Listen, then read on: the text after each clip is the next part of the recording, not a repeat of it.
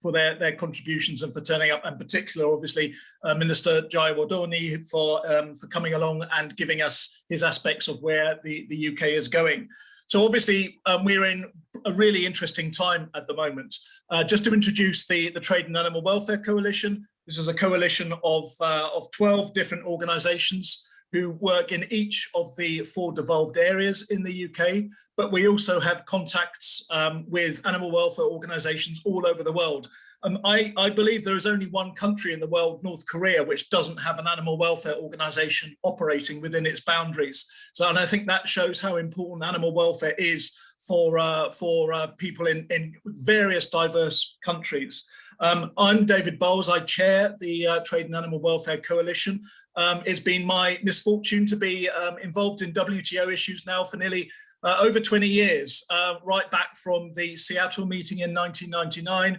I was joined just after the Uruguay round was completed in 1994. So I've seen all the gamut of what's been happening on trade over the years, from it's all going to go pear-shaped for animal welfare in the early 1990s, through to don't worry, the EU's in charge, and through to winning the SEALS panel, obviously in 2012, 2014, which was a fantastic achievement, right the way through to now, where obviously the UK has taken over its trade portfolio and is in charge of trade negotiations.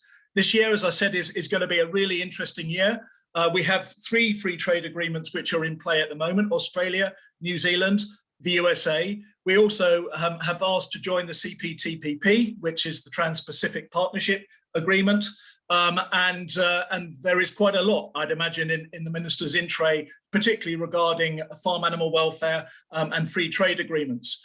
He received the report from the Trade and Agriculture Commission, which obviously the UK government set up last June. Minette was on that Trade Commission. I was also on the Consumers Working Group of that Trade Commission. And I have to say that I think the report that the Trade Commission did was very, very valuable. And we agreed basically with all 22 recommendations. I think it was a really good report and a really fair summary of where we want to go. So without further ado, let me hand over to the Minister. For those of you who are not aware, Minister Jayawardene has been in an MP since 2015. He was a member of the Trade Select Committee when he first joined. He is responsible for future free trade agreements. He's also responsible for barriers to market access and the rollover agreement. So quite a lot in his in-tray. And I'm sure he's going to have a really interesting insight into where he thinks the UK will go as it tries to deal with those challenges of the free trade agreements, but also implement the manifesto commitment that the government has, which is not to lower its animal welfare standards. Minister, you're very welcome, and over to you. Well, good afternoon. Thanks, David. And I have got myself off mute, so you've not had to say that yet this afternoon, but it's great to be with you all to talk about this government's value-generating and values-driven trade policy, which I believe will see a newly independent and reinvigorated global Britain grasping the vast opportunities for free trade for the British people. To date, talk on this subject has, in my view, sadly, been dominated by the rhetoric of fear rather than the rhetoric of opportunity. Fear that the government is willing to barter away the livelihoods of our farmers, fear that the NHS is on the table, fear that we are, quote, selling our souls on every continent in the blind pursuit of trade deals. So let me start by reassuring you that that could not be further from the truth. Yes, we want to open doors for British exports and new markets because the evidence shows that businesses who export are more productive, more innovative, and ultimately more resilient. Yes, we want to attract new investment to these shores. High value, high impact, strategic investment projects across every part of our United Kingdom will help our economy innovate and expand, support our green growth objectives, create jobs, and level up our country. And yes, we do believe that British business excels by going global. by trading in every part of the world. Expanding into new, fast-growing markets and embracing like-minded partners will connect our producers with new sets of consumers all over the world. And this will be more vital than ever as we recover from COVID and help us be more resilient in the face of any future economic shocks. But no, we will not pursue our trade goals at any price. This government is clear that it wants the newly independent, outward-facing global Britain to be a force for good on the world stage. And that's why our approach to global trade, while seeking to generate that value, is also firmly rooted in our values: sovereignty, democracy, the rule of law, and a fierce commitment to high standards. Because for us, economic value and moral values are not mutually exclusive, but actually inextricably linked. Britain has pioneered the cause of animal welfare for centuries, philosophically, legally, and practically. We are the home of the first English language novel to be written from the perspective of an animal, Black Beauty. We were the first country in the world to implement national laws protecting animals 200 years ago next year. And we are the birthplace of the world's first animal protection society, who I'm pleased to see here today. Our affinity with animals is deeply etched into our sense of national identity and embedded in the values that we share. This people's government understands that animal welfare is an issue that the British people feel passionately about, because we do too. That's why we're in the process of assessing how best to bring forward a raft of animal welfare measures to strengthen our position as a world leader in the field. And this includes delivering on our manifesto commitments to introduce new laws on animal sentience, banning live exports, restricting the imports of trophies from endangered species, and cracking down on illegal puppy smuggling. We fully intend to bring forward these measures as soon as parliamentary time allows. And I know that much of this work has continued for many months, many years. Before now, I was chairman of the all-party group on endangered species, and this shows that this government is listening. And this commitment to animal welfare extends to our international trade policy as well. We are all rightly proud of our world-leading food safety, health, and animal welfare standards. Our reputation on this is undoubtedly a key factor in driving demand for British goods and our success in the global marketplace. And to maintain that success, to maintain that demand, will depend on us maintaining that reputation. And so that's why we made sure that the Withdrawal Act retained our standards on environmental protections, on animal welfare, on animal and plant health and food safety into British law. And we have been clear time and again that in all of our trade negotiations, we will continue to maintain our high environmental protection, food safety, and animal welfare standards. We have absolutely no intention of undercutting our own reputation for quality by lowering our food and animal welfare standards in the pursuit of a trade deal. Our values are simply not for sale. And at the same time, we must make sure that our approach is reasonable and pragmatic. It would be illogical to support British food and drink exporters with money, masterclasses, and mentoring to open doors to new markets, only to immediately slam those doors shut in the face of potential trading partners. That would drive down demand for British products, not only depriving global consumers of our top quality fare, but dooming our farmers and damaging our national economy. As an energetic, newly independent trading nation, we must use this excellent opportunity before us to collaborate with trading partners to promote animal welfare standards internationally. Britain, of course, boasts some of the highest on-farm animal welfare standards in the world, putting us in a very strong position to share our experiences and our expertise with other countries. And as consumer trends increasingly focus on animal welfare, we can help drive up standards, I'm confident, across the board. And we've already started doing just that, setting out commitments in the Trade and Cooperation Agreement with the EU to work together on animal welfare issues, and through international fora, such as the World Organization for Animal Health, to promote the development of the best possible animal welfare practices. Here at home too, we are going further to support our agriculture and food sector.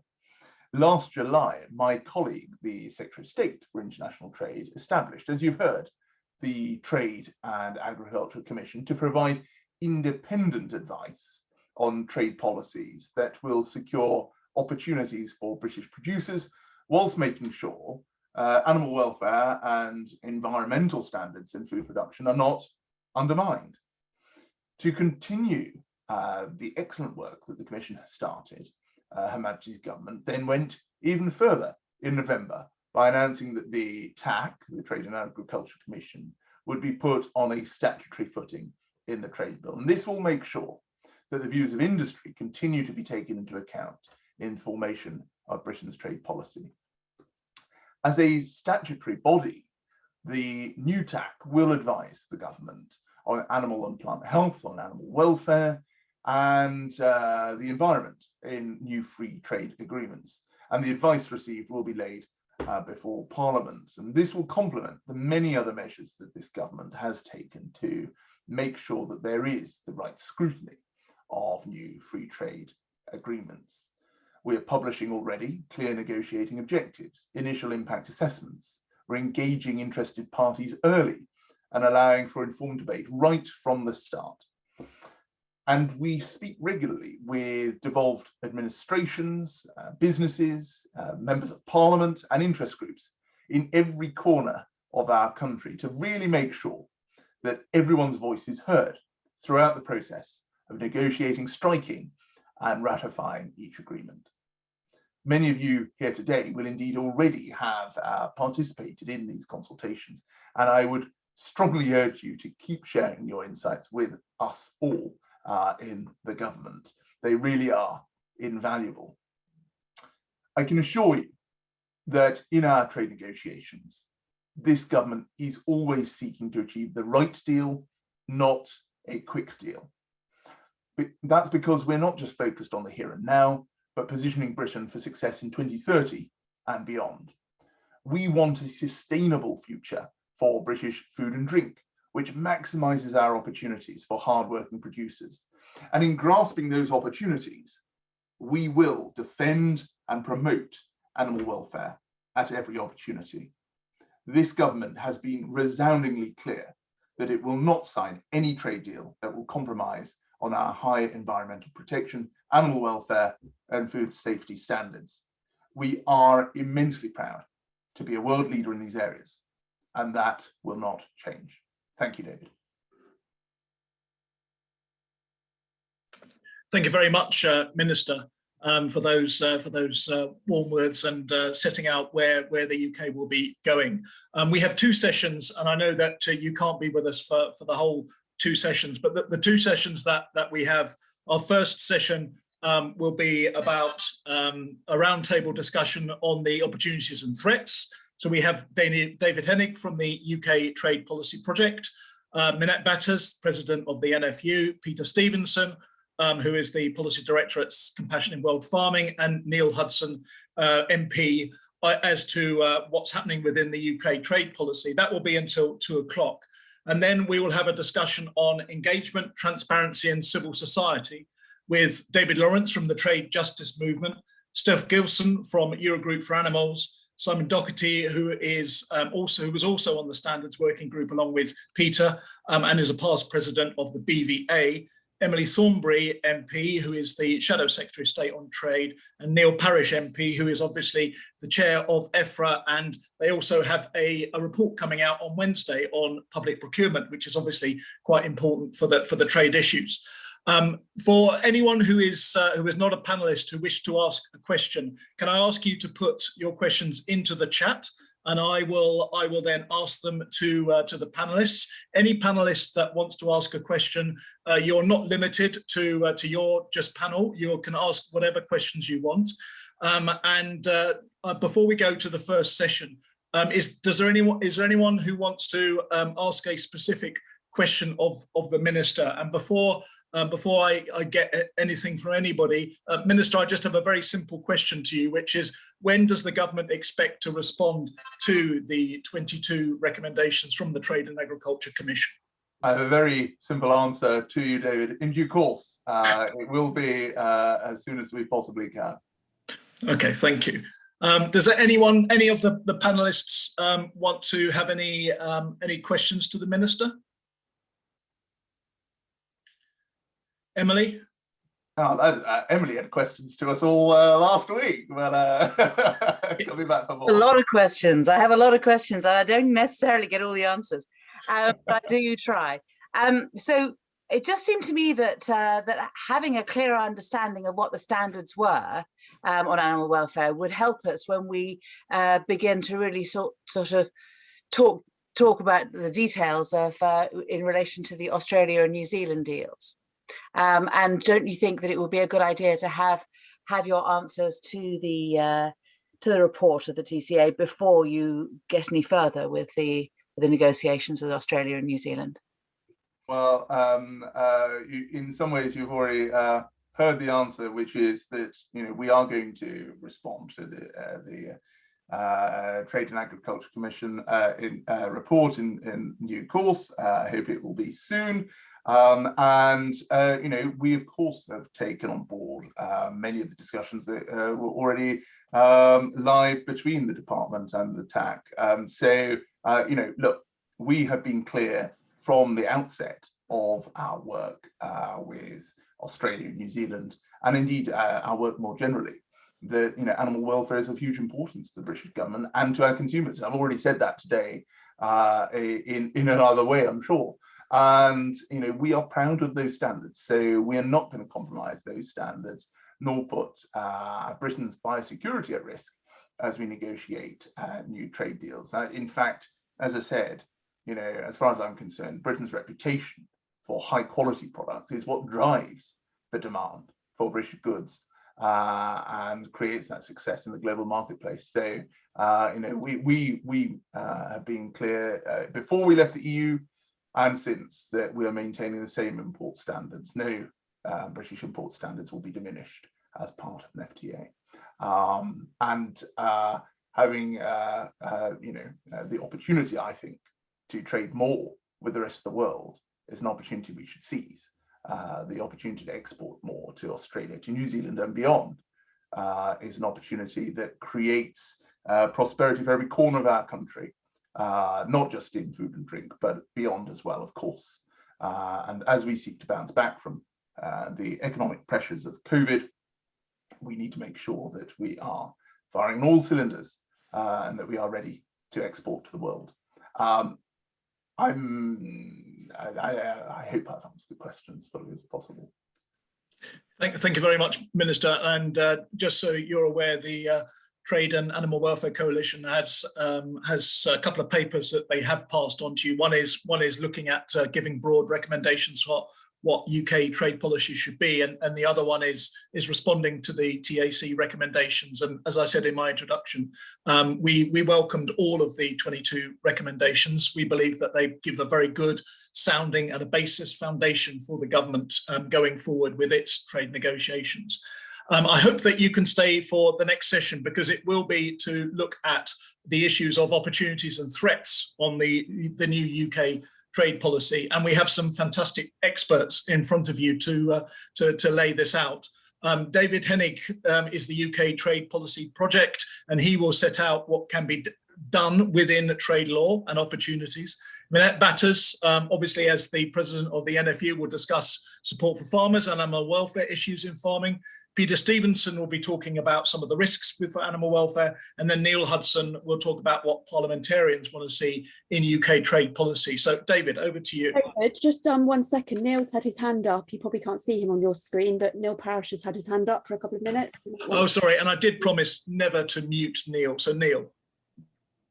It's always very difficult to mute me, but on the computer it's probably easier than in reality, in practice. But no, I just wanted to say to the Minister really that the very much welcome his enthusiasm, but I think the Trade and Agriculture Commission will only work if we actually take heed of it all the way through our trade negotiations. And so, you know, I would like the Minister and the Trade Department to come clearly before Parliament, set out what they want to put in a trade agreement, and then come back with us at the end and tell us what you've actually got in there, because that's very much how the Americans do it. We left Europe to make sure that we had greater sovereignty. So, Minister, I would have thought you would have been only too enthusiastic to come before Parliament and lay out your wares and where you're going, and then come back to us at the end and tell us what you've actually got, because then we would be very happy to be absolutely certain that you've put your warm words into actions.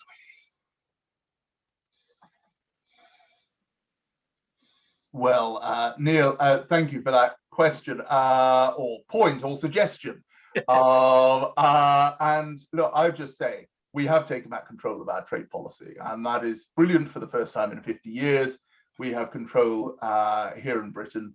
And I would also point out, and Neil, you know this already, that our system is different from the United States. We are not operated in a presidential system. We are a parliamentary system, and so we believe our scrutiny arrangements for trade agreements are, in fact, not just comparable to other parliamentary systems around the world, but better in so many respects. We do publish much documentation up front, as I've said already, but also you will appreciate, and all will appreciate on this call, that we simply can't give up our negotiating capital by making such statements public, which might actually undermine our negotiation before it started. So there is a careful balancing act, but we believe that our arrangements for scrutiny are more than comparable. In fact, they are better than other parliamentary democracies around the world, like Canada and Australia, to name two. But I'm sure this conversation will continue, Neil, in due course as well. And with that, I have reached the end of my time on the call, but I know that there are folks from my department who are staying on this call to make sure that we are fully listening to every aspect of this discussion. Great, thanks very much, Minister, and thank you very much for coming along. So let's go to the first session. David, over to you. What isn't possible?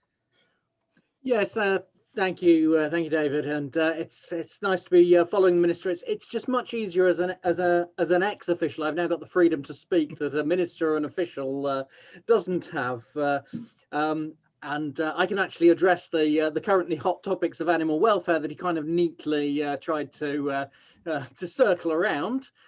So let's try and use that freedom to help a little to put some clarifications on this, because the conditions for trade are one of the hot topics now in world trade generally, whether that's animal welfare, pesticide usage, climate change, antibiotics, forced labour. This is the subject that we are talking about. And I think that there's a really important point, which unfortunately the Minister won't now get to hear. Perhaps somebody can report back to him, that to be absolutely clear and unambiguous, we cannot say, trade experts cannot say what clearly are the rules in this space. We cannot say that it is definitely legal to put in place lots of measures around animal welfare for imports, but equally we cannot say that it's definitely illegal to do so under WTO rules.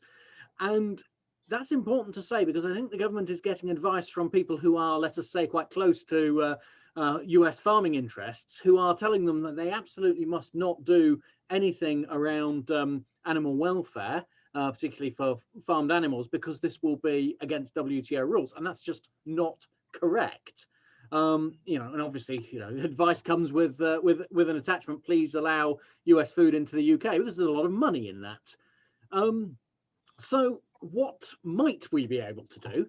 And I think in my judgment, the UK can put in place restrictions that are aligned with domestic regulations, as long as they're clearly non-discriminatory and proportionate. And that includes those related to production methods, because in some areas, we already allow that these can be the basis of prohibiting certain trade. That's not uncontested, and it's quite clear that major agricultural exporters would oppose that and already have done. Now, how would we do that?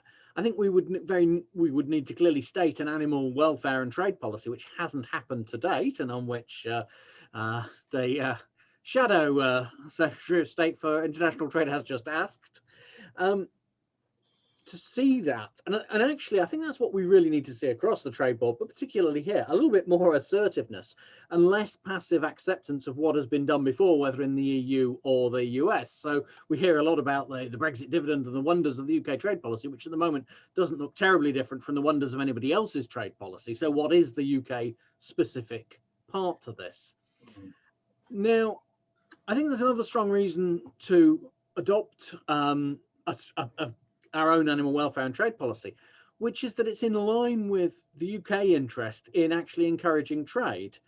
I believe strongly in international competition, but the argument is going the other way. The argument is going towards those who say that trade is unfair, that in the case of farming, let us say, or frankly in domestic industry, wherever it is, that imports are allowed which don't meet the standards that we insist for domestic production. And that argument is winning in international trade. So the idea that it's great that we can do a trade deal with Australia on an old-fashioned basis, that's not getting us anywhere in encouraging trade when there is great concern in the EU and the US about whether trade is fair or not, and those are going to be the major markets. And people don't worry anymore about the difference between a product and the method by which it's produced, because that distinction is just outdated in an age of huge amounts of trade, which integrates goods and services, and in the face of global challenges like climate change and antimicrobial resistance. It's an outdated approach, and it's sad, I think, to see the UK government, which actually has the chance to do something about that, so far not taking it.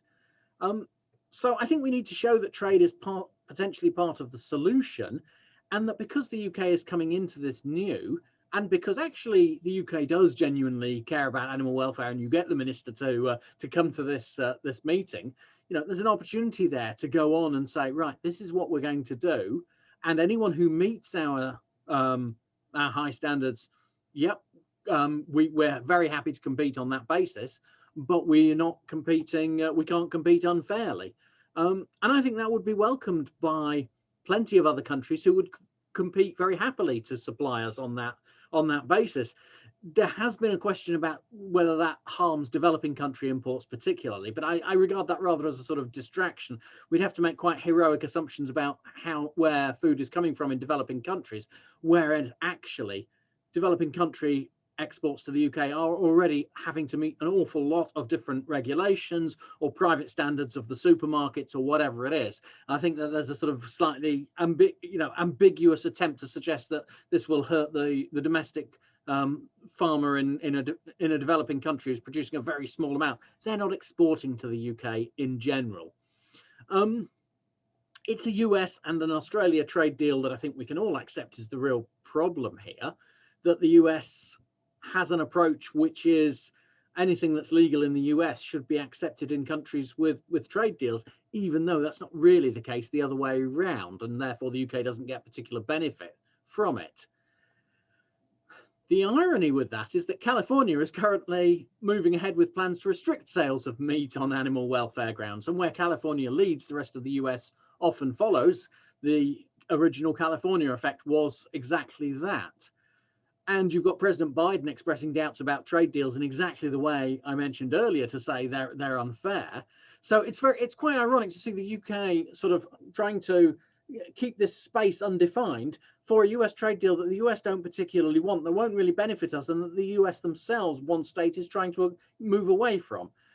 That's not a comfortable place to be. So it's a little bit of a mess.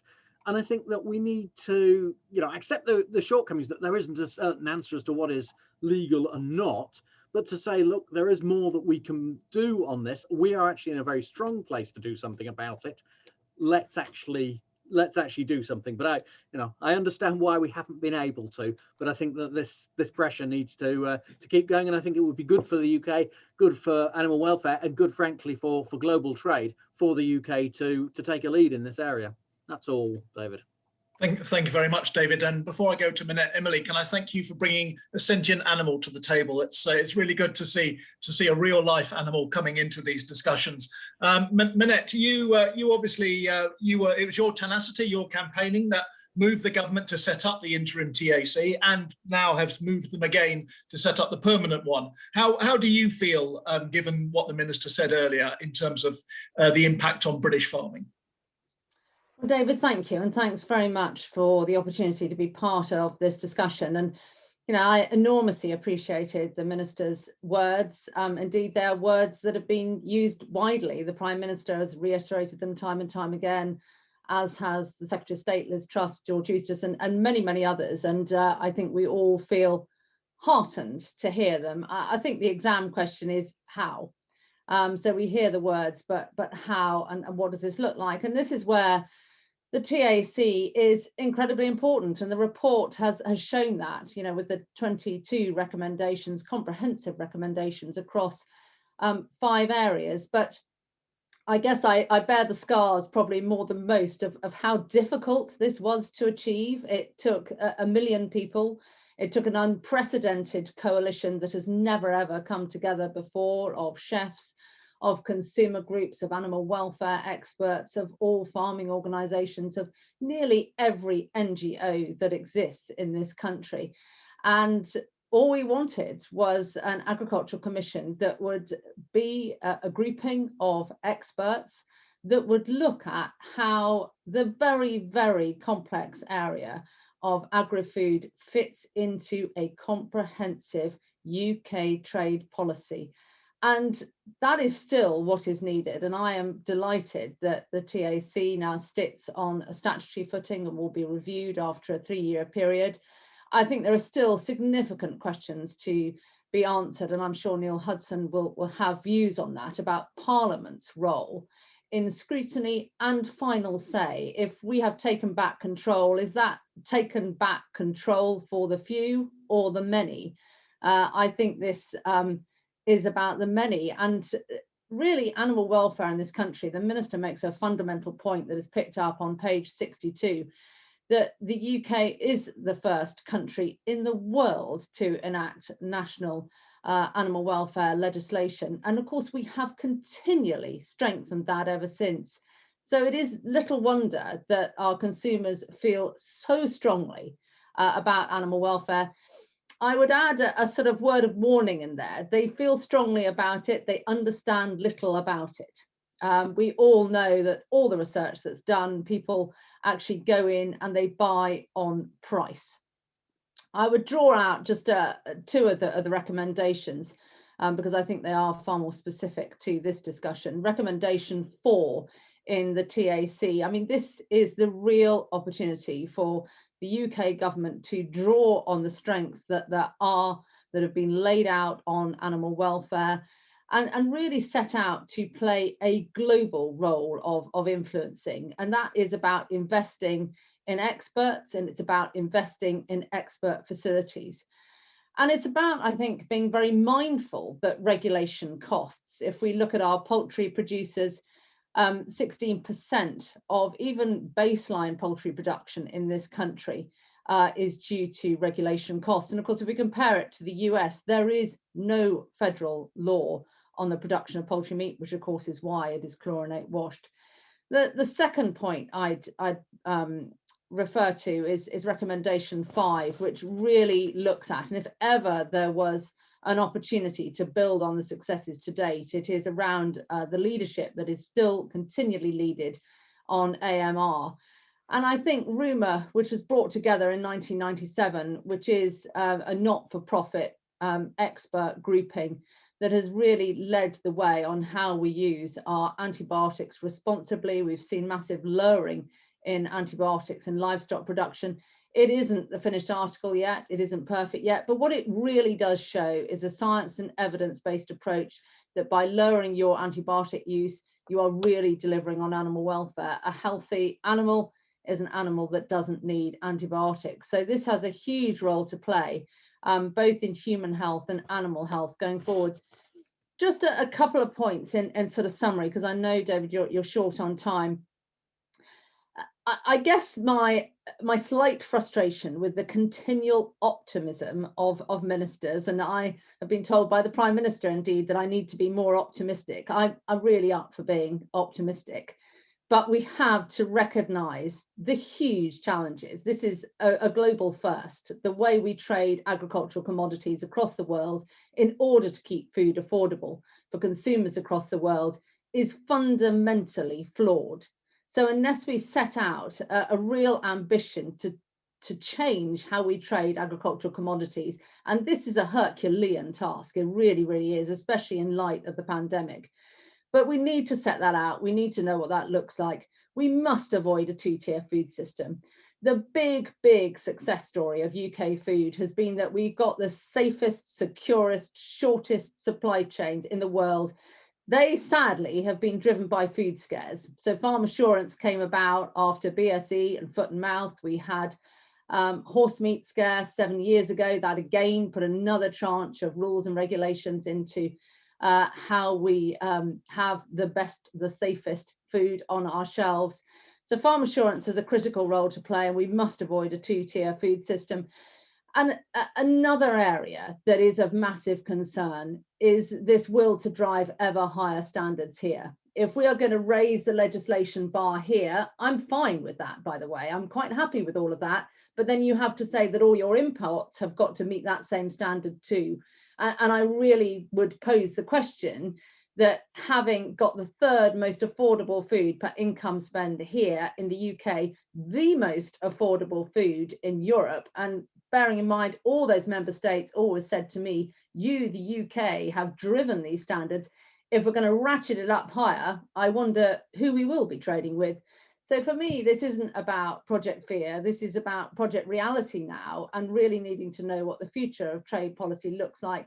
I think we're all on this grouping up for high animal welfare standards, but we must recognise how difficult this is going to be with a service-based economy if we are going to prioritise animal welfare. We've got to show global leadership, we've got to invest in our experts, and we've got to work in a united way together. The TAC provides the opportunity to do that, but I fear it is slightly late in the day when I meet the Australian negotiating team on Wednesday in the fourth round of discussions, and none of us on this call are totally sure what that negotiation is actually looking like behind the scenes. Thank you.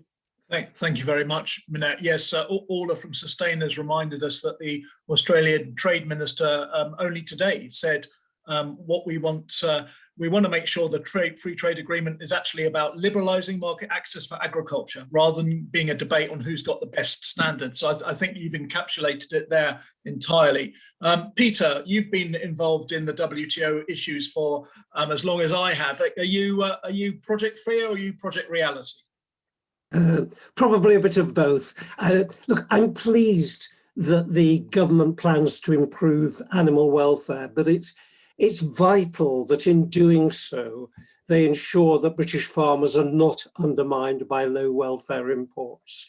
So when the UK is negotiating a new trade deal, it must insist on the right to refuse to import meat, dairy and eggs that don't meet UK standards. Alternatively, it could place differential tariffs on imports, that imports that meet British standards would benefit from zero tariffs, while those that do not conform to British standards would be subject to tariffs that are sufficiently high to safeguard UK farmers. And this is vital. Yes, we're negotiating a deal with Australia where some 40% of beef cattle are raised in feedlots and treated with growth hormones. And our pasture-based farmers won't be able to compete with imports of feedlot fattened, hormone-treated Australian beef. And where there is no trade deal, then our trade is governed by the WTO rules. And as a solicitor who's worked in this field for 30 years, I think governments are often too cautious in their understanding of what they're permitted to do under the WTO rules. I believe that, based on WTO case law, I believe that the UK can require imports to meet welfare standards equivalent to our own. And even more, I think that where the UK has banned a specific system like battery cages or sow stalls, and perhaps in the future farrowing crates and enriched cages, I believe that we are entitled to ban the import of meat or eggs that have been produced in such systems. And this is because the WTO rules provide certain exceptions to the normal prohibition on trade restrictions. One of these is for measures necessary to protect public morals. And the WTO appellate body has ruled that animal welfare falls within the realm of public morals. So we need a bolder approach to the WTO rules. If we are going to take a strong line on imports, we've got to offer technical assistance to our trading partners. UK farmers have huge experience in how to run free-range systems for laying hens or successfully keep sows in groups. And we need to offer that technical assistance to our trading partners so that they can meet UK import requirements, but also to help lift welfare standards across the world. Finally, I think it's important that the UK should work with others to try and recalibrate international trade policy and rules so they no longer place barriers in the way of countries that want to tackle key global problems, including climate change, biodiversity loss, and deforestation. So, for example, the UK should be able, without risking infringing WTO rules, to prohibit the import of goods whose production has involved deforestation. And it's crucial that the WTO should rethink its position and recognize that it is legitimate for countries in their trade rules to distinguish between products on the basis of the way in which they've been produced.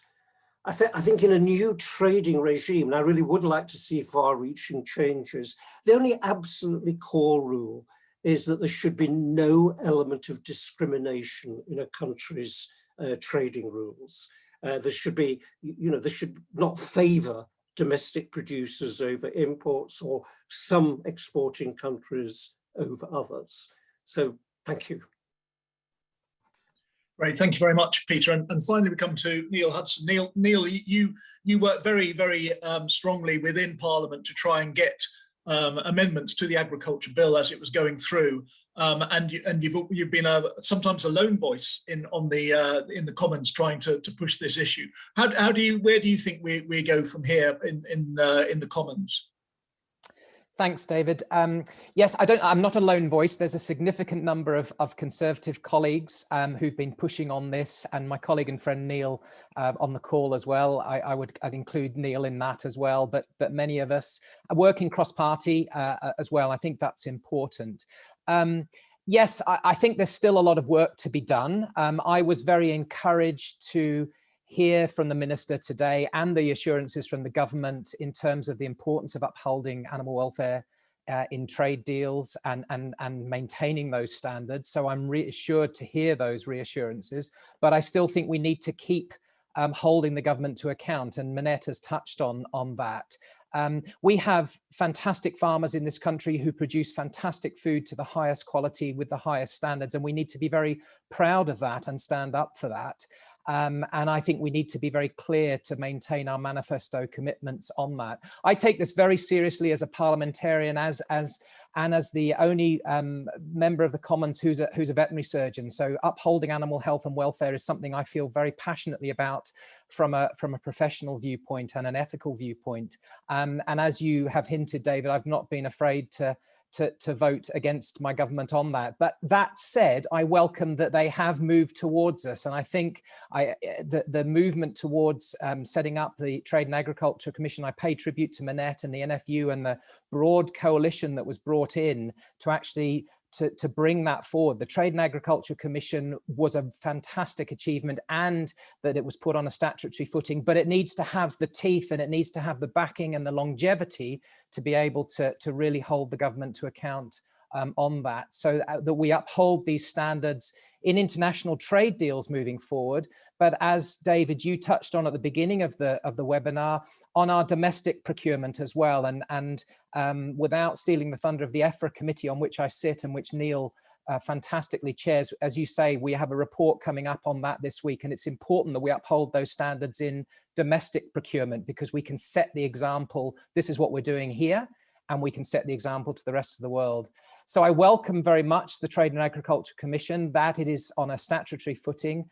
But we need to think about, well, what can Parliament do to scrutinise these trade deals moving forward? And that has to be meaningful, and it shouldn't just be a last minute quick look to sort of nod and wink and say, yeah, that looks okay to us. We need to be able in Parliament, in the Commons, with select committees such as Neil's EFRA Select Committee, the Trade Committee as well, to have meaningful oversight of these deals with expertise, to then be able to do things, to say we would like this amended, or if, on occasion, this aspect of it blocked, rather than merely delaying it. So I think we need to really make sure that the Trade and Agriculture Commission's findings that we all welcome are put into action, but Parliament has a meaningful role. I know Neil will probably touch on this in the second session later on about parliamentary scrutiny.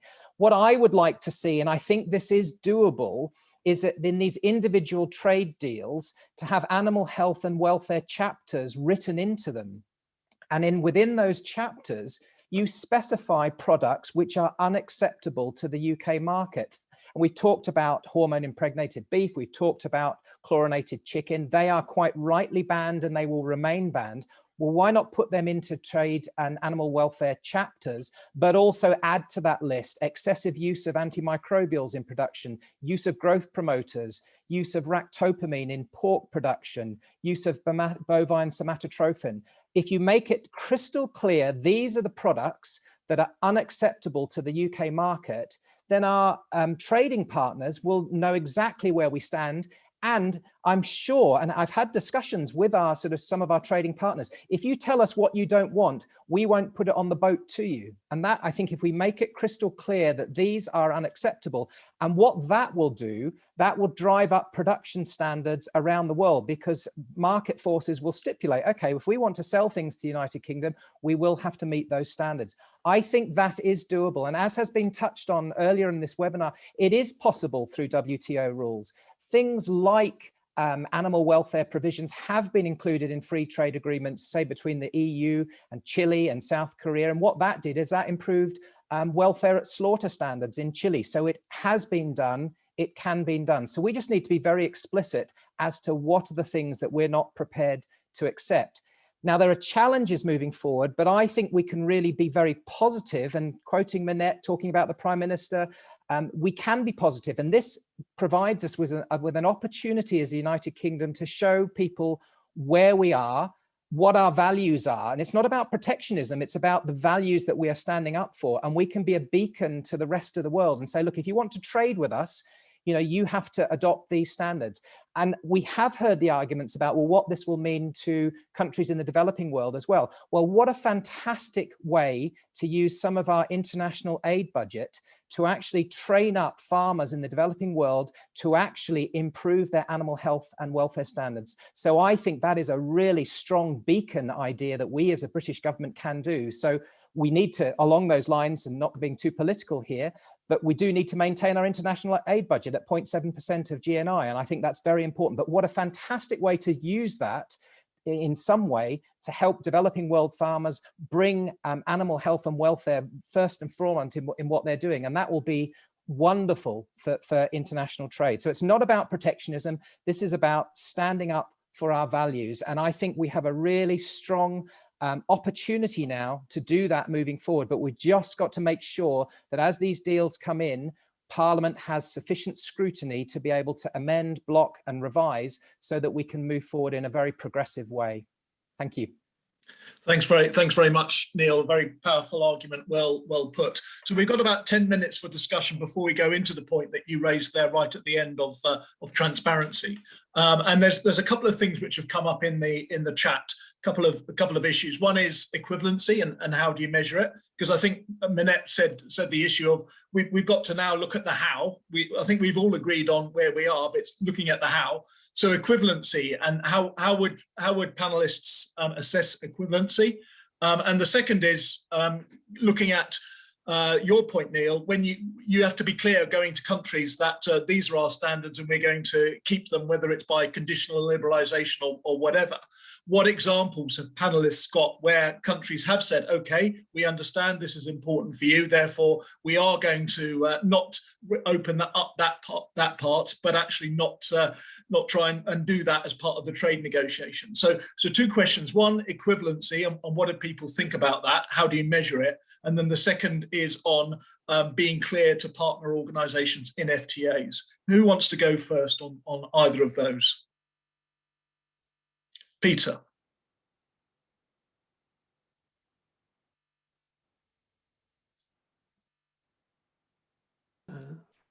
Yes, I think equivalency, yes, I mean, WTO case law talks about measures that are equal in effectiveness. So, for example, if one wants to look at equivalency in terms of, decisions about environmental enrichment for pigs, one can't necessarily say, well, our law requires you use straw, hay or wood, therefore you must do the same. We must look at how much of a pig's, daytime activities when our law's complied with, is that 15% of their daytime activities? Has another country got an equivalent measures? They may not require straw, but does it enable pigs to have an active and engaged life? But I agree very strongly with Neil, and it's a point I tried to touch about. Equivalency is sometimes the right standard, but there are other things where one's got something really specific, like a ban on the use of growth hormones or ractopamine, or a ban on systems like battery cages or sow stalls. I don't think one has to talk about equivalency. It will become immensely complex to do so. One just should simply say, we will not accept the import, we will not, or we may take the slightly less provocative approach of saying, we will not permit the sale of battery eggs or pork produced from pigs kept in sow stalls. And I believe, if you really look at the WTO case law, and as I said earlier, I think there's often far too cautious an approach in interpreting that case law. I believe that is something we're entitled to do. And I would agree with Neil that I think actually if we're very specific, our trading partners will accept that, provided that we're then positive, as I said, in offering technical assistance. So we're actually helping countries, developed or developing, with how one really runs these high welfare systems. Thanks. Emily, did you want to come in? I was just thinking about the recent fisheries bill, because when we were having a big debate about were we or weren't we going to have a trade deal with America and what that would mean for agricultural standards, there was slipped into the fisheries bill a clause which many people saw as, being a very positive thing, but was one that had been put in because of the Americans wanting our fish to be caught to the same standards as theirs. So they have very strict rules when it comes to marine mammals and the threats to marine mammals and how you go about fishing. And we had introduced the same kind of protection to marine mammals, which meant that we were on an equivalent path to the Americans. So our salmon could be exported to the United States in a potential trade deal.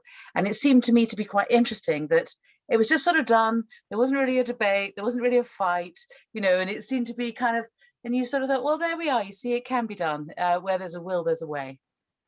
Thanks, Emily. Yes, the Marine Mammal Protection Act goes back to 1972. So it's nearly 50 years old. And USA, as you said, has been very, very clear in terms of that is a big issue for them. It's a red line for them. Neil. Just a quick point, really, to reiterate Peter's point. I think, yes, we want to try and see if we can clarify equivalency, but I think we could go round and round the houses for months and years to head before we agree. Whereas I think it's more doable to be specific about certain things that are just off the table. So if you just specify them, because I think there's lots of different criteria where you assess equivalency. So I think being specific, and as I said earlier, I firmly believe and that farmers around the world, they will know then, okay, well, these certain types of products are not for sale, so it will encourage me to produce them in a better way. So I think market forces will determine that. Where I am cautious about market forces is the use of tariffs and saying, yes, we can slap high tariffs on unacceptable products. Well, tariffs can start high, but they can always be lowered. I'm much more in favor of actually saying these particular products are unacceptable. I think tariffs is a slippery slope. Thank you, David. Just to come to you to wrap up, you've been involved from the other side of the table as part of government in trade negotiations. How beneficial is it for a country to be really clear as to what its red lines are? Well, as long as it doesn't have huge numbers of them, and they're not justified, it's very good. It's very good to have clear red lines. The problem, of course, is that in the context of Australia and US, you've got a problem here. Now, just one thing about equivalence, and this, I hope maybe Neil Parish is going to tell us more about this.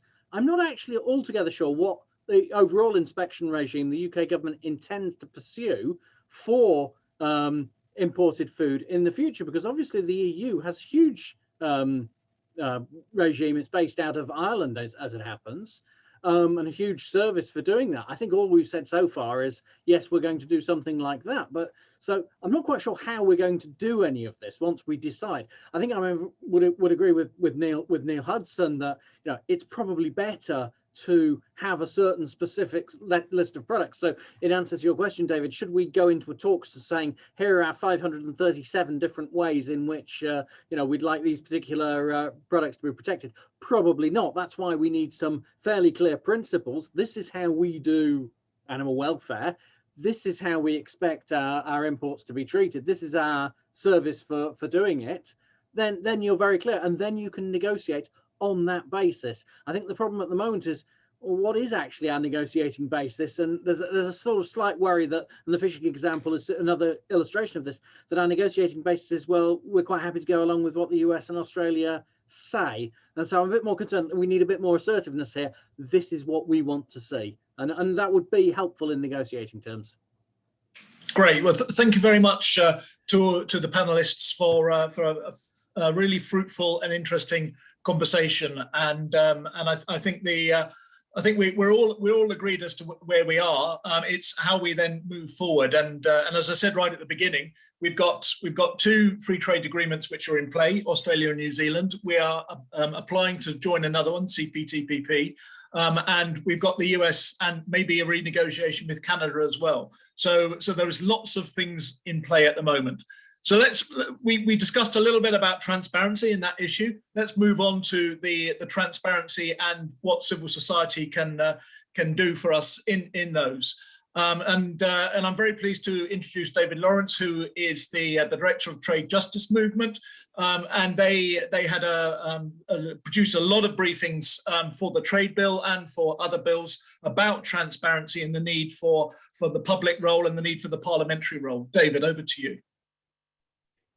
Thank you, David. And there's a worrying number of Davids on this call, and Davids and Neils. I think we need to clearly work on that diversity. But yes, as David said, I am from the Trade Justice Movement. Sadly, I'm not actually the director, but I'm the senior political advisor. We represent 60 NGOs, faith groups, and trade unions, some of the UK's largest trade unions, as well as many large environmental NGOs. To campaign for trade which works for people and planet. That's our tagline. But since the referendum, it's been really interesting to see how animal welfare has consistently risen up the trade agenda as an issue which is not just important, but has also really united such a diverse range of voices, Conservative MPs, animal rights activists, farmers, environmental NGOs, and pretty much every single opposition party, I think. And obviously that's reflected on this panel and in this event. I think there's a cross-party anxiety about how post-Brexit trade deals might affect standards which protect animals in the UK, and as well as the UK's farming industry. And as we've heard, in response to these concerns, we've had verbal reassurances from the government in the Trade Bill, in the Agriculture Act, and of course, the establishment of a new Trade and Agriculture Commission. But I don't think these assurances have completely quelled people's concerns. And one outstanding area is this level of, the low level of scrutiny and transparency, which is afforded to MPs and the general public over trade agreements. I know it's often said that animals are among the most vulnerable victims of injustice because they lack their own political voice. And that is true, and it's why things like animal sentience laws are so important. But even though animals lack their own say over trade policy, what perhaps is even more remarkable is that ordinary voters and indeed MPs have very little say over the UK's trade policy themselves. After Brexit, we reverted to an archaic system of treaty scrutiny, which dates back to the interwar period. We use a convention known as the Ponsonby Rule, which was designed to deal with secretive defense treaties, the kind of secretive defense treaties that led to the First World War. So it was therefore deliberately intended to leave MPs out of the process and to keep the public in the dark. Under the current Ponsonby Rule, the government can initiate, negotiate, conclude, and sign trade agreements without even telling MPs. Parliament has a 21 sitting day window in which it can review those treaties. And if it manages to get a debate and a vote, which isn't guaranteed, they can then delay ratification by a further 21 sitting days if they resolve to. So the system's set up so that if the government really wants to, they can push through a deal without MPs getting involved. Now, modern trade agreements are, of course, very, very different to the kind of great power defense treaties that Britain signed before the First World War. They don't need to be kept secret in the same way. They don't compromise national security, but they do contain a whole host of things which MPs, the public, and civil society might be interested in, including, of course, provisions which we've heard about which affect animal welfare. And as others have already outlined, trade deals can lower standards directly as prerequisites for deals as part of negotiations or in SBS chapters. And they can also put a downwards pressure on standards through regulatory cooperation chapters, which we increasingly see, and investor protection clauses, which can lead to legal challenges brought against things like environmental standards. And also, as Neil and others have discussed, the removal of tariffs can also lead to producers being undercut by products produced to lower standards. And production methods are generally not considered legitimate grounds for product discrimination, though I'd very much defer to David Hennig and others on the call to clarify that legal question. But all of this means that we need a robust system of scrutiny, both in terms of Parliament and among wider civil society. And that's very much the norm for our largest trading partners. The US Congress, whatever the minister says about the US's differences to the UK, has that. They have a guaranteed role for their representatives. The EU Parliament has that. The Japanese Parliament has that as well. Our largest trading partners all have that. And it is something that we campaign for, along with Neil and Emily and others in the trade bill. We push for an amendment which would have provided this before negotiations, a guaranteed role for MPs in setting the mandate, during negotiations, regular updates to MPs and text shared with committees, after negotiations, a guaranteed, meaningful debate and vote on all new trade agreements, and throughout the process, full impact assessments and a role for devolved authorities.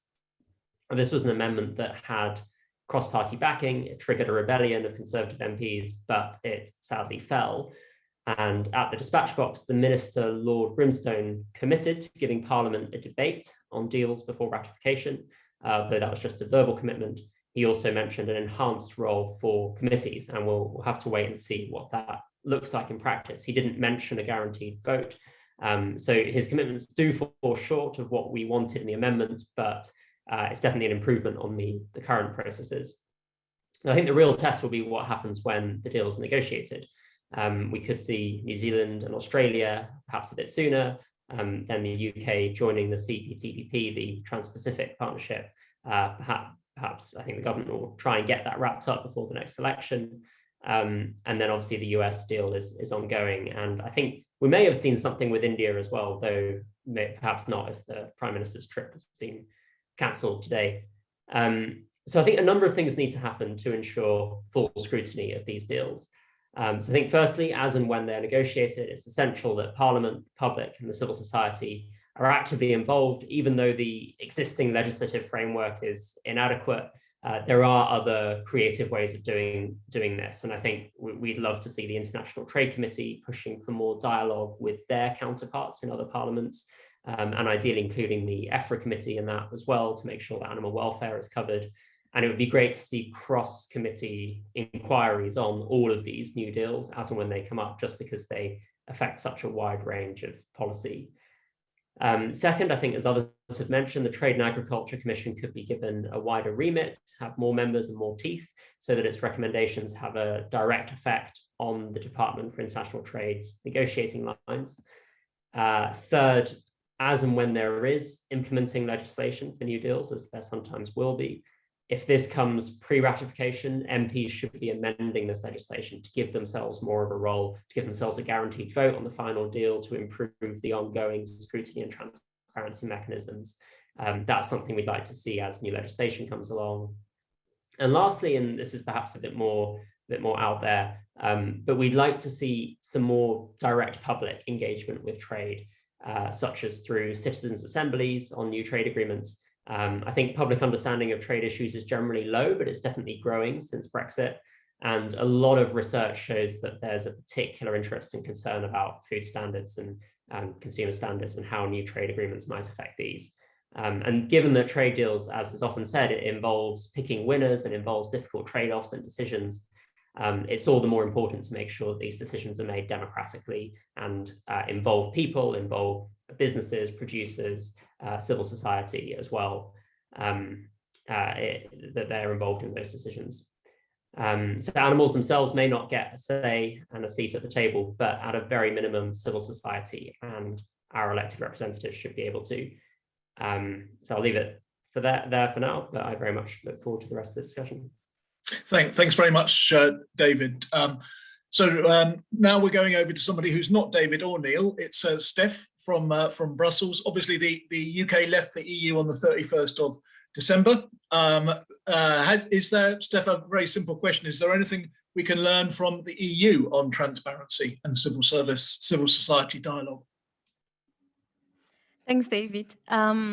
Yes, I think that so far you have a lot of experience in the EU, and you can certainly build upon it in order to improve what exists already at EU level, and that should be improved too. It's very important to insert transparency. You have more and more defiance towards trade agreements. Sometimes it's justified, sometimes maybe not. So working on transparency is very important. And for the sake of time, I would just focus really on 3 points that were also mentioned by David earlier. Of course, parliamentary scrutiny is very important. In the EU, the EP has the right to must give consent to trade agreements. So it can seem like a yes or no vote, but actually the European Parliament really maximized this power by, adopting resolutions ahead, like in negotiations at the time of mandate, clearly stating red lines, expressing what they needed to see in trade agreements. And doing that, they really had an important impact on the negotiations in some cases. We need to remember that the European Parliament actually voted down trade agreement a while ago. It was the Anti-Counterfeiting Trade Agreement, ACTA. So it went down because the EP opposed it. And since then, the EP really took more space in trade policy. For instance, as we mentioned, the International Trade Committee as monitoring group, they're normally supposed to be kept informed by the Commission on all stages of the negotiation.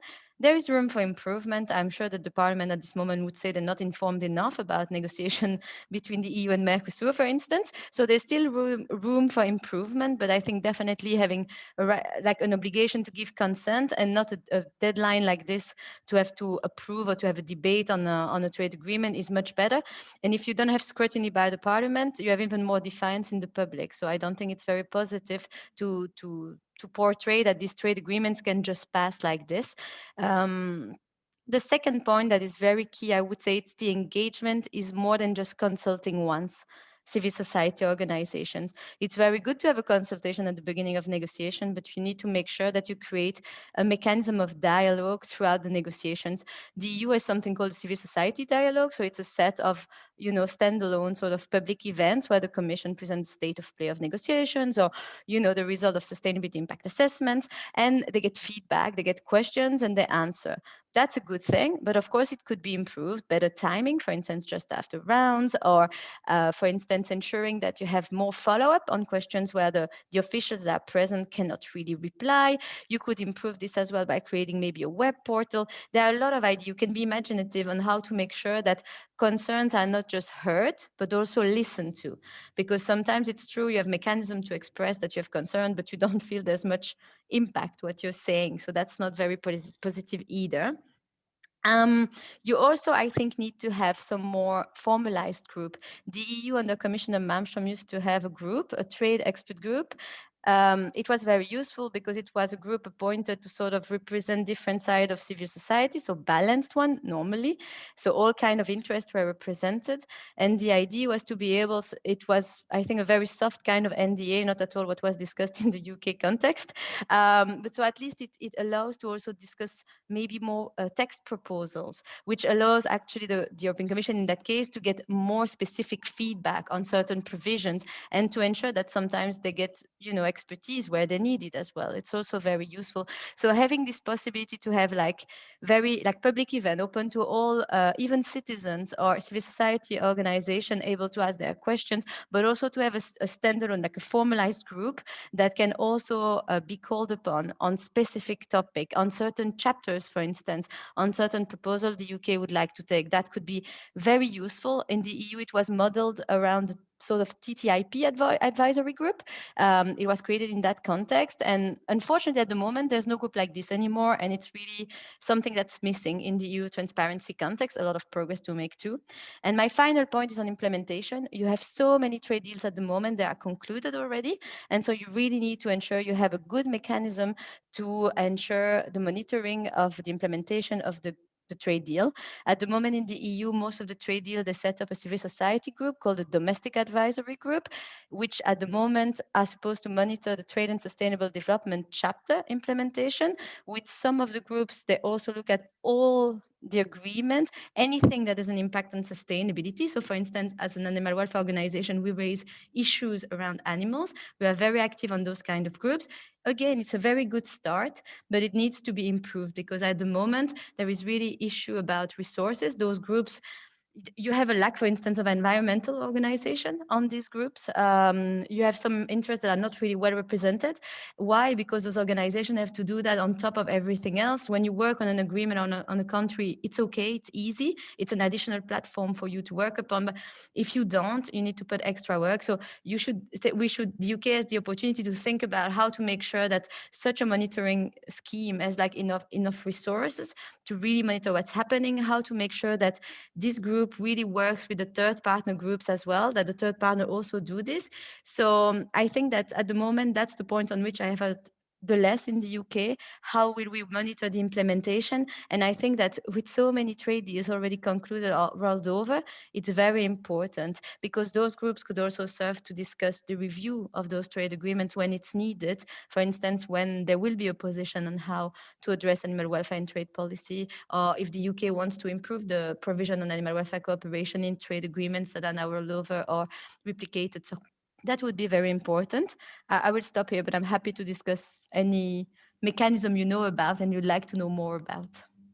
Thanks very much, Steph. So Simon, moving on to you. You're obviously a vet, past president of BVA. We've discussed vets on a couple of occasions, one with do they go out and inspect American slaughterhouses? If not, how do you ensure compliance? And you've been making the case from the BVA that the veterinary profession, with all those people to sign forms, are very under-resourced anyway. So is that a big issue that you're concerned about?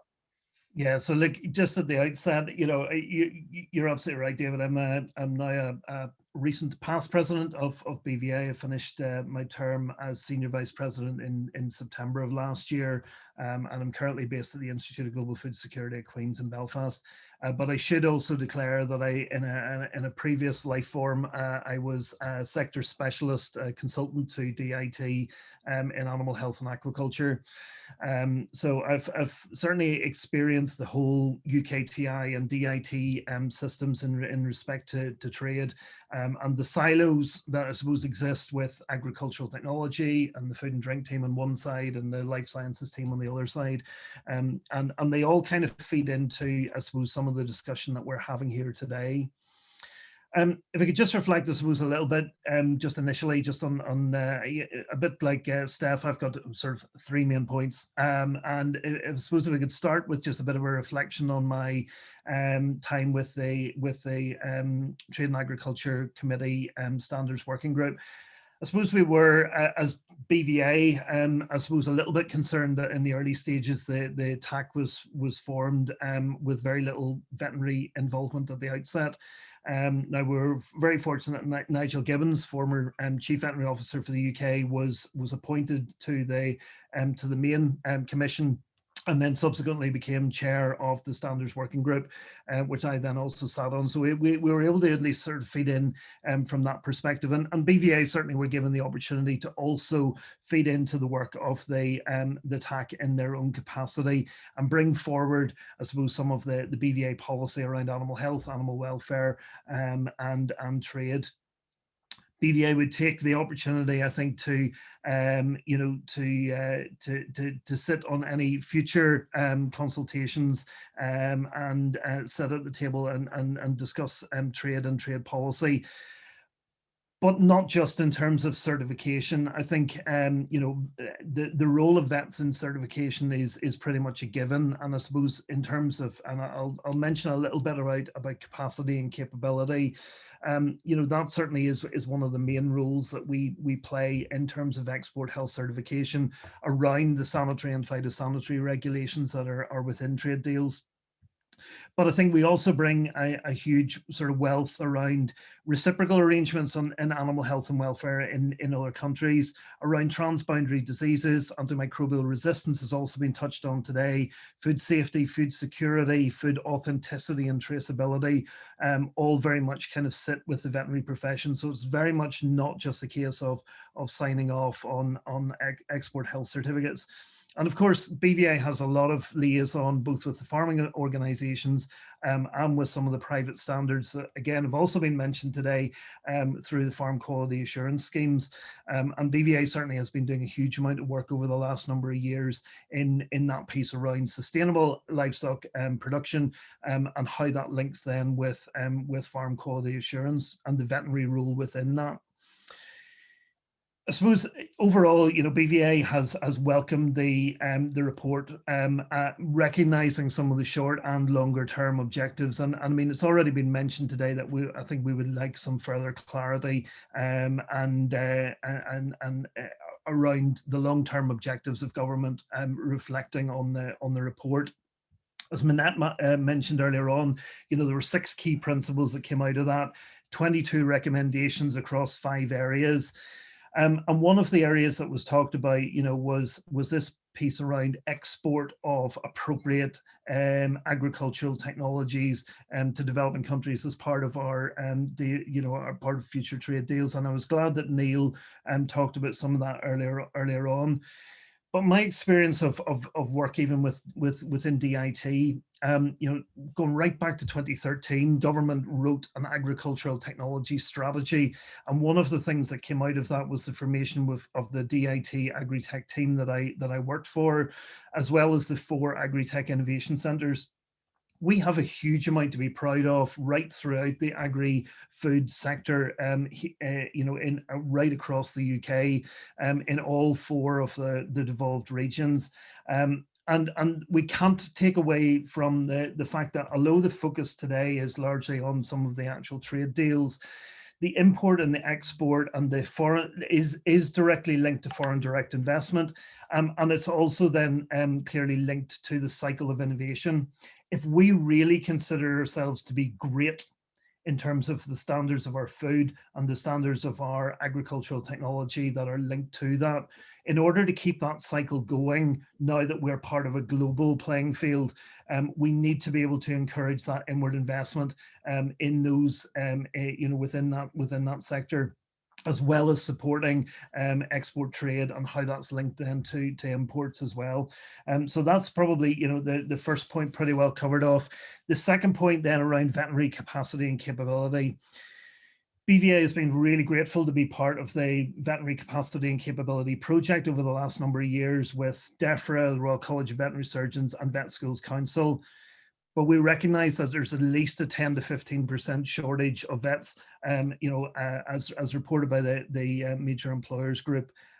That has a knock-on effect, and as a profession we stand ready to support the agri-food sector in so much as we can with the delivery of certification and post-import checks and so on as well, linked to products of animal origin.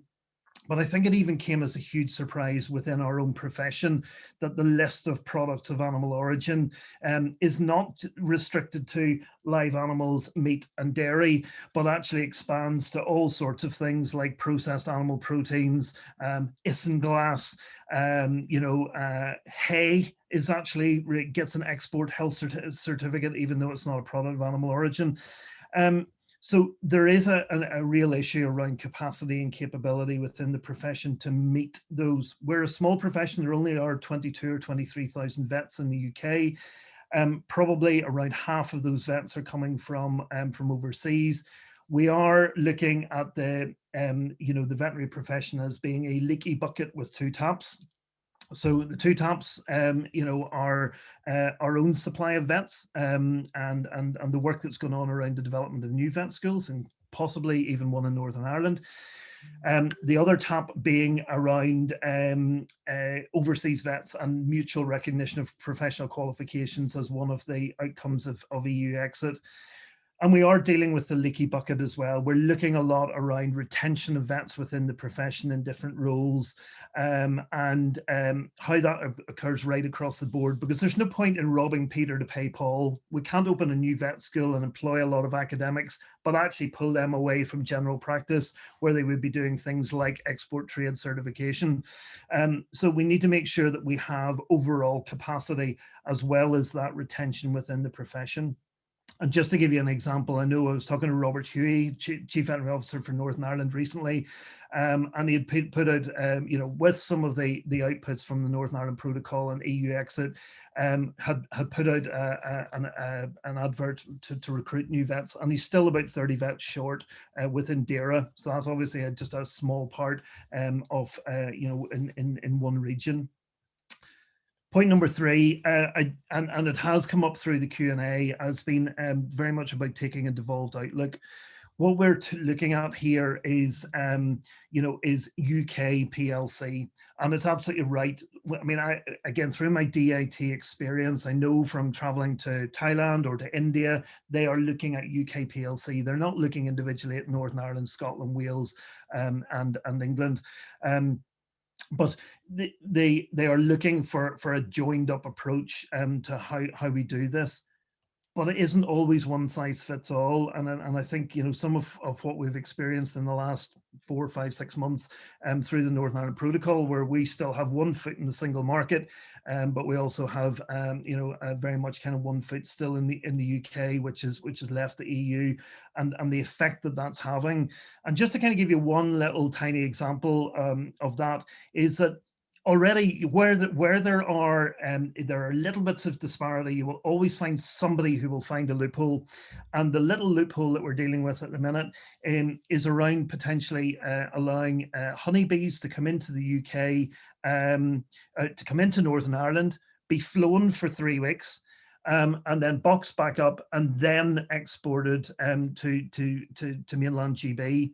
And those are coming potentially with the risk of a notifiable disease in small hive beetle. So where there is a will, there's a way, and we need to be really careful that any kind of trade deals that we are negotiating are maintaining the highest levels of biosecurity for the whole of the United Kingdom.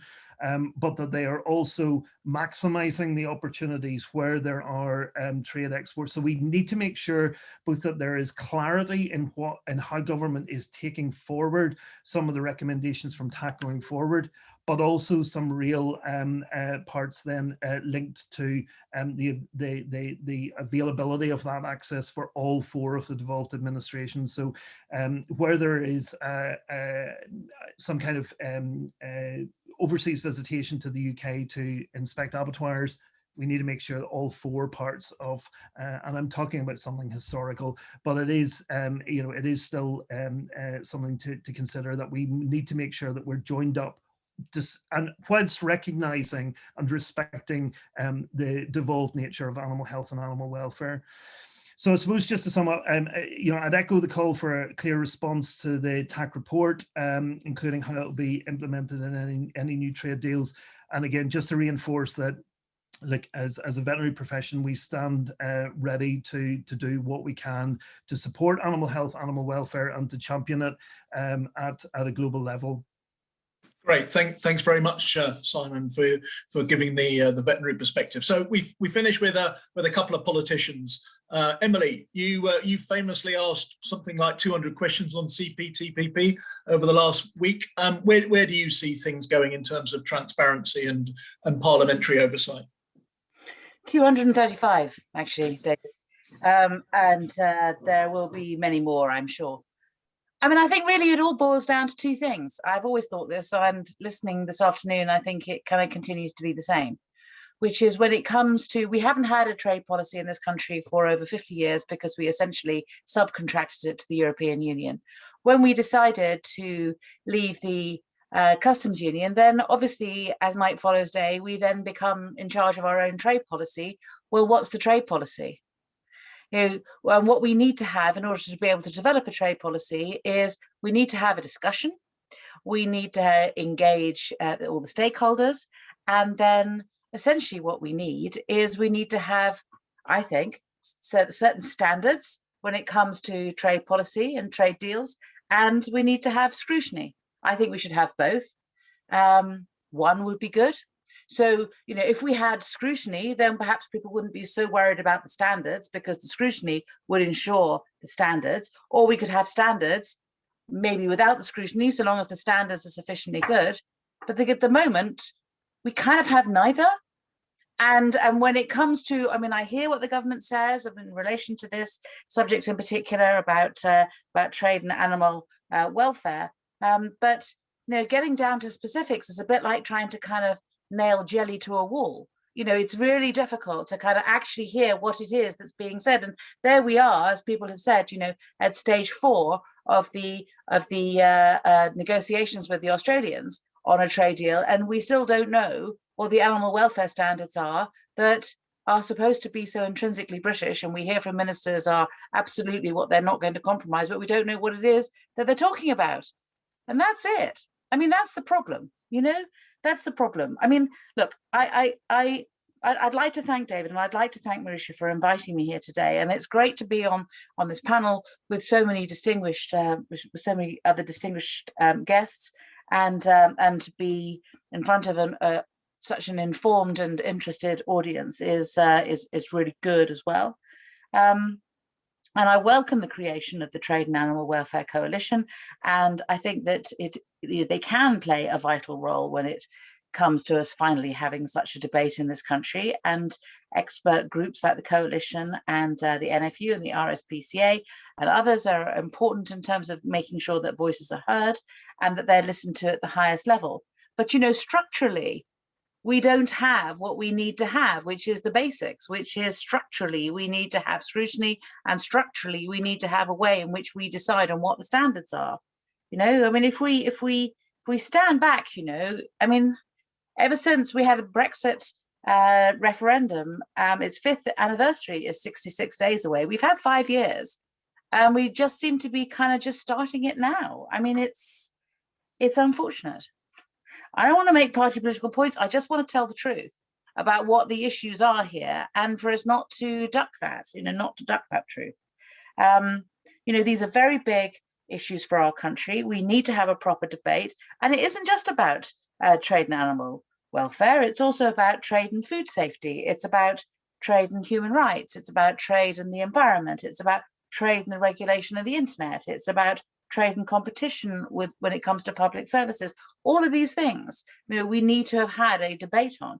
And when it comes to the Trans-Pacific Partnership, CPTPP, there was a consultation several years ago on whether or not we should join the Trans-Pacific Partnership. And I always ask people, how many responses did they think that the government got when they had this consultation on whether we should join the CPTPP? And when it comes to specific responses, they got 81 before we're to join this great big trade bloc. I mean, we've just left one with a certain amount of tears, and now we're joining another one where only 81 people expressed an opinion on it. It wasn't in the Conservative manifesto. It may be a good thing. It may be to the advantage of our country to join it, but it would also kind of be good, really, for more than, I believe it's on the Department of Trade, International Trade's website as being, I think it's 10% of the country, and think they know what CPTPP is. I mean, I just don't think we should be doing our democracy like this. We should be doing a kind of grown-up 21st century democracy where we're not really afraid of the public, and when we engage them, and when we actually decide that Whitehall doesn't always know best, and that we learn from the public and we listen to them. That's I would have thought, the sort of politics that we should get from a mature democracy like ours. But, I think the other point, which I think is, I think David Hennick sort of talked about it earlier, and I just want to take this opportunity to underline, because I think that it's really important that when we're talking about animal welfare, we need to, and the importance of having standards and the importance of having scrutiny and the difficulty that we're having with either of them. What we don't want is to also put problems in front of ourselves whereby we get safety and welfare confused. And I think this is a really important point, and something that I would just want to emphasize. So, I mean, what I thought was probably when I got into my current job a year ago, one of the first things that I did was to change the narrative in relation to the Labour Party and animal welfare. And we stopped talking about chlorinated chicken, and we started asking questions about pigs in sow stalls. And there was a reason for that. And the reason is on chlorinated chicken, the question is simply, when the government says it's going to import bans relating to food safety, they will remain in place, even if it jeopardizes a trade deal with another country or joining CPTPP, then all we have to do on that basis is make sure they keep to that promise. This is a safety issue that we inherited from the European Union. The government have said that they will keep those sort of safety issues going, but on an issue and then that's a political debate as to whether or not the government will stick to their promises and what it is that they're doing. And as I say, safety is one thing, and are we going to in some way undermine that? But on sow stalls or on other animal welfare issues, the question is not whether the government is going to allow the UK farmers to be undercut by imports produced to lower welfare standards. It's whether they're going to keep that promise. The promise is how they're going to keep it. How are they going to keep that promise? So, sow stalls is not one where it's easy to argue that it's a question of safety. It is much clearer that it's a question of animal welfare. And until now, in many ways, British farmers have been protected because of the tariffs within the European Union, so that pork produced through pigs and sow stalls have not come into our country. I mean, I know many people on this call will remember this, that when Britain first introduced sow stalls and the rest of the European Union didn't, many of the pig farmers in Britain went out of business because they were undermined by cheap pork coming into this country through the European Union that was doing things in a different way. It wasn't a question of safety, it was a question of animal welfare. And then the European Union introduced it across the board, and it has meant life for pig farmers in Britain has been much easier. And frankly, the lives of pigs across the European Union has been much easier too. So we need to know not just about safety, we need to and hold them to account when it comes to safety, but we need to know what it is when they say that they're going to maintain animal welfare conditions, because we still don't have a proper code in relation to that. And as I say, we're quite a long way down the road when it comes to negotiations with Australia and New Zealand. We've tried to do a deal with the Americans. We may be about to join CPTPP, who knows? But we still don't have an idea of what it is that when we say, we as the British, one of our standards, one of our things that identify us is that we have high animal welfare standards. We still don't really know what it is that we're talking about. And I hear what Peter says about the World Trade Organization and about the advice that the government seems to be given. It reminds me actually of all the times when we were in the European Union and we kept being told that we couldn't do things because of EU competition law. And I would then speak to EU lawyers who would go, no, this is being used. This is being used to restrain what it is that Britain could do. And we need to have the same thing when it comes to the WTO. We need to make sure that we are there to breathe life into the WTO, to make sure that it is an organization fit for the 21st century. We can take a leadership role. I mean, Minette was saying earlier that the Prime Minister says that we should be optimistic. I'm optimistic. I'm ambitious for our country. I think we could take an international leadership role. I think we could start making sure that it is quite clear that it is entirely in line with WTO rules, that you can have standards, animal welfare standards as a country, which you make sure that you keep to internally. You make sure your farmers are not undercut, and you say to other countries, yes, we can import your goods, but only if you keep to our standards. And yes, as people have already said, that in itself, the supermarkets do it anyway. I mean, if you want, Waitrose can go to the Far East and say, well, we'll only have your chickens if you adhere to these particular standards. That's not a standard which is within a trade deal, as formally agreed between governments. It is something which is done privately. It's done all the time. We could do the same with other countries and say, yes, we can import your goods, but only if they keep to particular standards. And actually, we want to import from your country. We will invest in your plants. We will invest in this. We will make sure that those standards are upheld. And it will be good for your country, and it'll be good for us. And it'll be a good way of increasing trade. And it'll be a good way of ensuring better development, as Neil has already suggested. So I had notes. I don't know if I've necessarily kept to them, but I think I probably covered everything that I wanted to say. I just think this is a great opportunity. I just think we shouldn't be afraid. I think this is a chance for us to actually step up. And if we're going to leave the European Union and we're going to do it with our head held high, let's do it. Let's do it properly. Let's have a clear idea of what it is that we want to achieve and not be afraid. Just go for it. And I think that we can. And I think that we would be a force for good, which is what our country wants to be and can be. And this would be one of the things that we could really do. We could protect the essence of who we believe we are. We can help encourage standards, which I'm quite sure other people in other countries also want to adhere to, and we could take a leadership role. So that's what I think.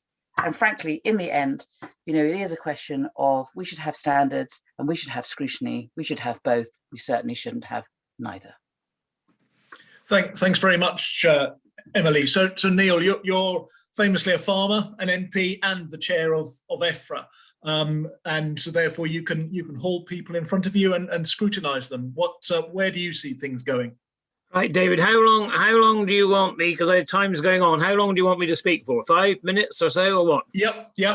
I want 5-6 minutes, Neil, that's fine. We're on schedule.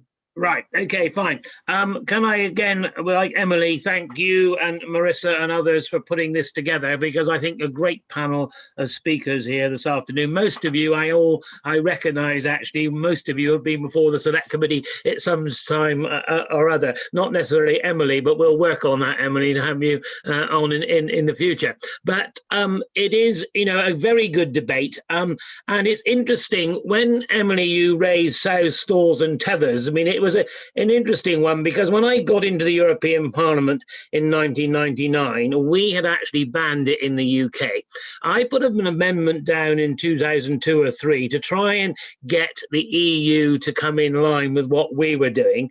The Danes managed to get an opt-out until 2012, and the whole thing sort of rolled on, you see. So like I said, it just shows that as we do deals on animal welfare, and when we quite laudably want to raise our standards, we do have to be really careful that we do sign that up into a trade deal and make sure we don't actually undermine our own standards. Because the point you made is that many pig farmers suffered the consequences, and of course you meant that for another 10, 12, even 20 years sows were kept in stalls and tethers. So, you know, from an animal welfare point of view, we reduced the amount of animal welfare, we didn't increase it. And so that is what we've got to be careful of. So, you know, as Neil Hudson said, and dare I say it, Neil is a great asset to the select committee, because he brings a veterinary expertise and a science background. And so, you know, we're doing public procurement, so we need to make sure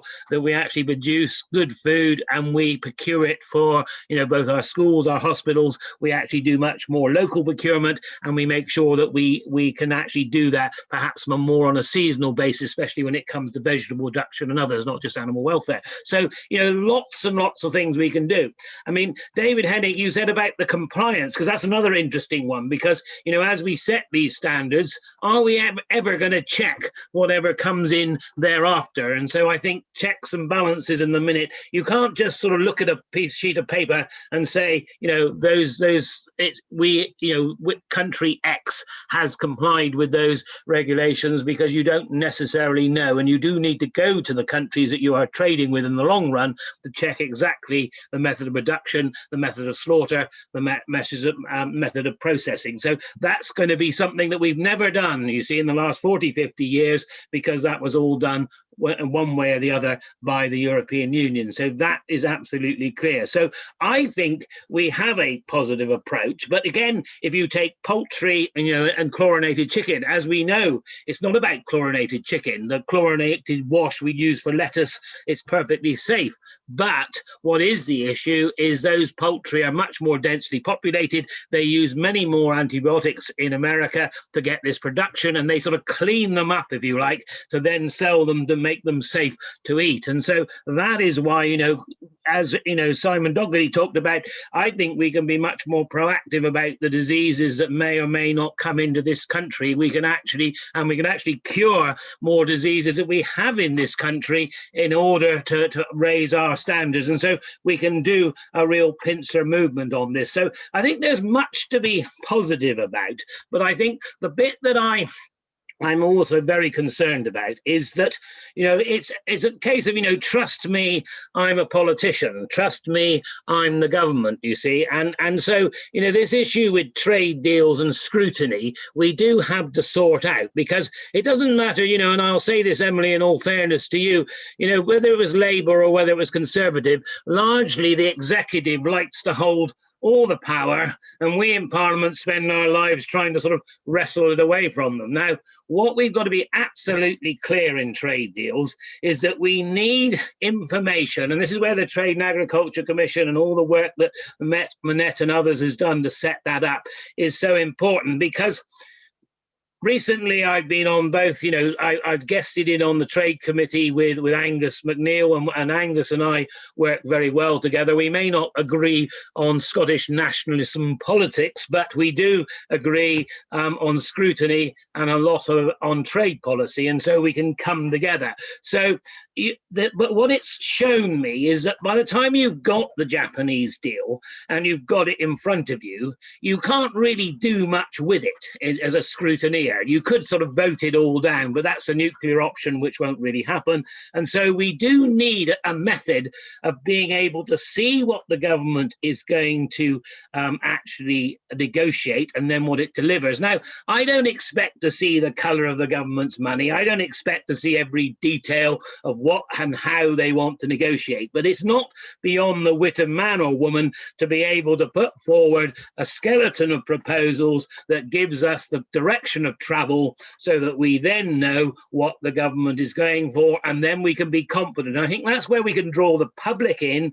And I think then if they brought the public and Parliament into the process of actually laying out what they intend to negotiate, and then to the final conclusions of what they've negotiated, I think we would take people with us. I think the problem we've got at the moment is, we know best, we will do it our way. Well, yes, they may know best, they may not know best, and we don't, dare I say it, necessarily trust them to deliver exactly what they're saying. And so I think, the rhetoric's right.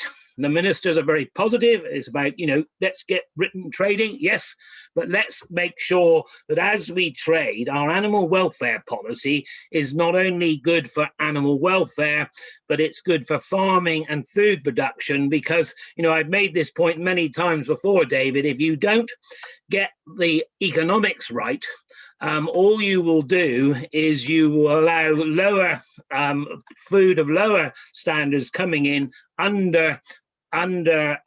will take out our production because they've been undercut, and then you do disservice to animal welfare across the world. So on a point that Emily Thornberry made, I would say that, let's go to the Americans. And I did say this to Sonny Perdue when he was previous Secretary for Agriculture. Why don't you, instead of wanting us to change our rules on poultry production, why don't you enhance yours in America? And it will be really good both for trade and for animal welfare in America. So, like I said, I don't think he was entirely convinced by my arguments, but that doesn't mean to say I shan't keep them up. So, we can be positive, and I think we can do a good job, but I think we must, through all,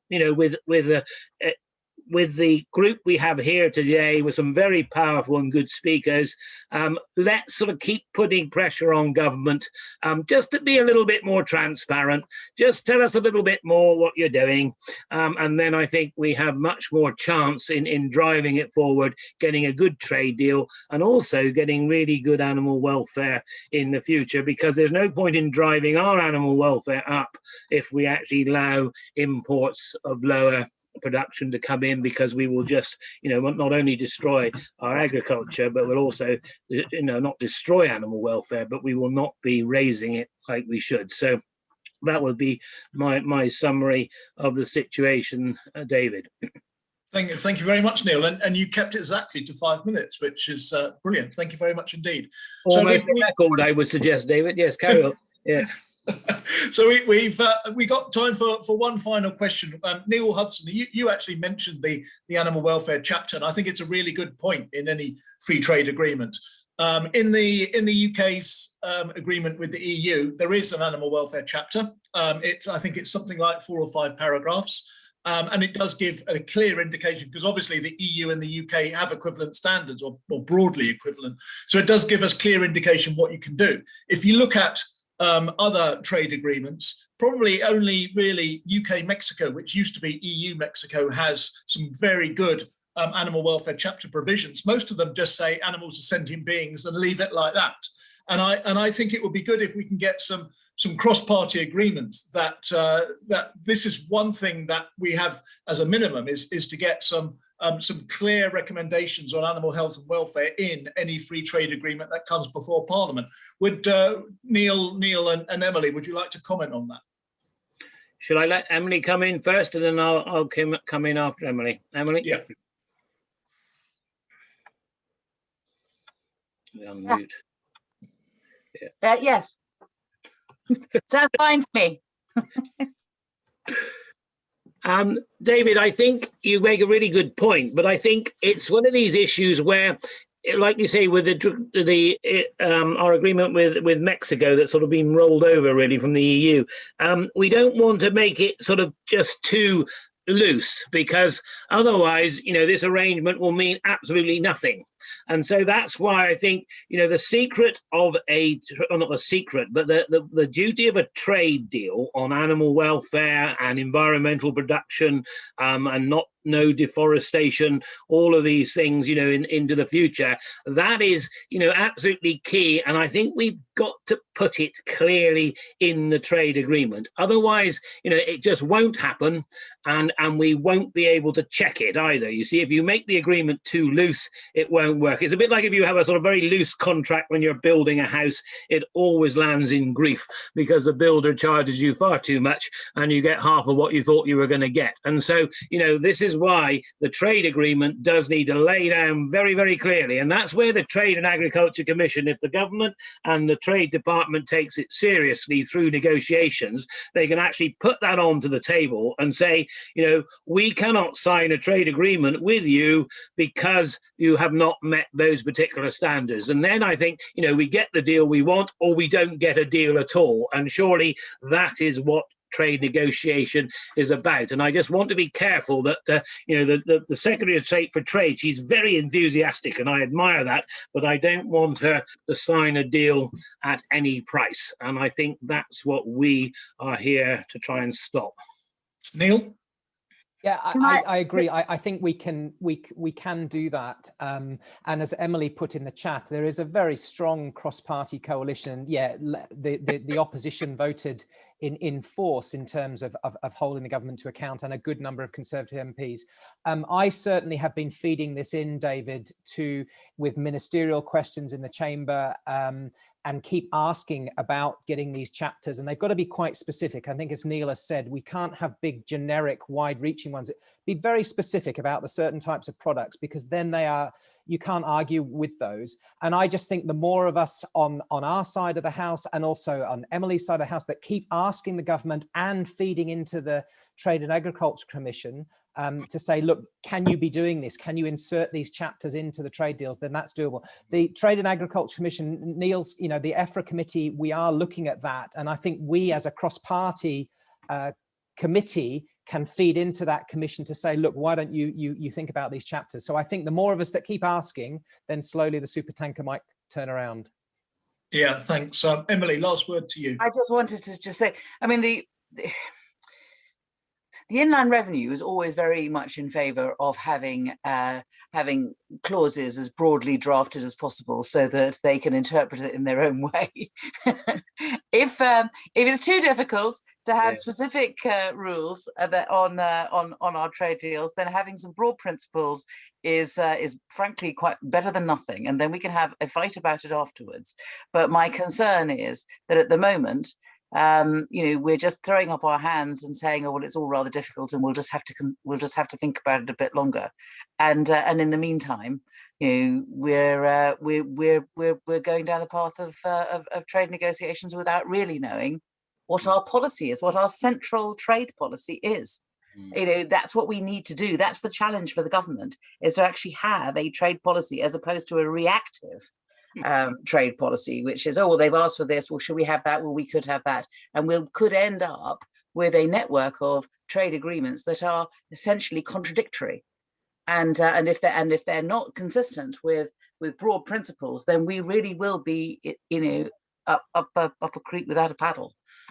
So that seems to be a very, very good point to end the discussion. Thank you very much indeed. The Trade and Animal Welfare Coalition, as I say, has two papers, one on its opinion on the Trade and Agriculture Commission, and one on what the UK trade policy is and should be. And we have a specific part of that on what should be in an animal welfare chapter in any free trade agreements. As part of this discussion, and thank you very much for the rich and fruitful discussion that we've had during the last 2 hours. We will update that paper and we will send it across, obviously, to interested MPs, and look forward to working with all members of Parliament to make sure that we have a robust and transparent process for making our animal welfare standards not being undermined. I think what we've done over the last few years, and Emily, you mentioned that in a few days' time it will be 5 years since the referendum, which astonished me. Is it really that quick? we've never got to, we've kicked the can down the road. We've never got to having actually seeing the whites of the trade negotiators' eyes. That will happen quite quickly, whether it's New Zealand or Australia, it will happen this year. And I think that will be our first test case. So thank you very much to our panelists, Neil Parish, Neil Hudson, David Lawrence, Peter Stevenson, Emily Thornbury, Minette Betters, Steph Gilson, and Simon Doherty and David Hennig for your brilliant contributions over the last 2 hours. Thank you very much to the participants for listening to this and for your questions. I think we've had an excellent discussion. I look forward to working with all of you going forward. And can I finally thank Marissa for making this happen? Marissa, I don't know how you did it with the Zoom call, but I didn't have to use the words "you're on mute" once, and nobody fell off and nobody couldn't get access. So thank you very much, everybody, and have a great rest of your day.